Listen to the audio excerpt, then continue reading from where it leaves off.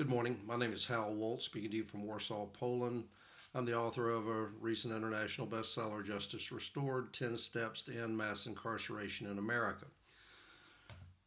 Never would have believed I could write such a book about my home nation, but unfortunately, America has the dubious distinction today of being the largest incarcerator of its citizens in human history.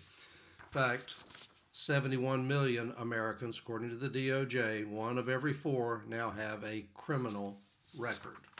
That is also a record, human history. 25% of the nation criminalized. Now, what happens when you criminalize an American? They lose their right to vote. They lose their dignity for life. They'll never get a good job again with the big scarlet F on their chest.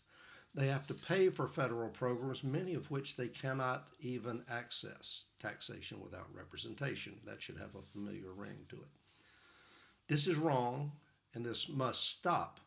Now, I've written book after book after book about this issue and speak all over the world about it, and I can't get anyone in Washington to listen. So I wrote about an idea in my latest book, Justice Restored, and I want you to know the brief history of the issue because the United States government was authorized in our contract, which is the U.S. Constitution, that they could only punish three crimes: piracy, counterfeiting, and treason. That's it. Everything else was precluded from federal control, and that was up to the states to individually decide what behaviors they wanted to outlaw and punish. Now, from that small base of three, this is where we are today in America.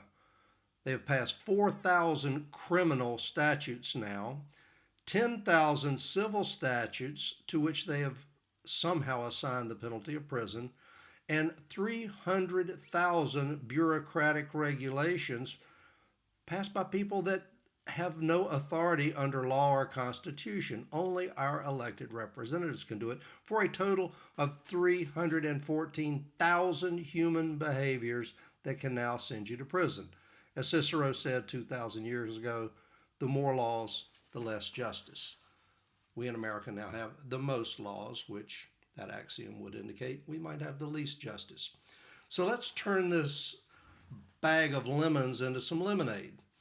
And here's how you can do it. Quick history lesson for those of you born later than me. In 1964, on July the 1st, I went to bed, and every black American I knew, and I knew many in our small town in the South, they were hardcore Republicans. They were followers of the party of Lincoln, the man who freed the slaves, and you could not get them to consider a Democrat, the party of slavery. July 2nd, however, of 1964, every single black person I knew was a hardcore Democrat. And in a recent election, 92% of their descendants are still hardcore Democrats and would not vote for a Republican for any reason. What happened? The Civil Rights Act of 1964 is what happened. The black Americans were re-enfranchised, given back their right to vote, their dignity, their rights as Americans. Okay, here's what we can do to win Washington for a generation, if any of you political hacks up there have ears and a brain.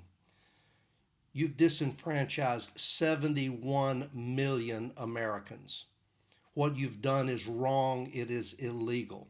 But you can now win your country's love, respect, and votes for an entire generation by doing the right thing. Re-enfranchise those 71 million Americans, get Congress to repeal any law that or regulation that was not passed by a majority of the houses there that have that duty, and you will end mass incarceration, and you will win the love, respect, and votes of those 71 million people for life.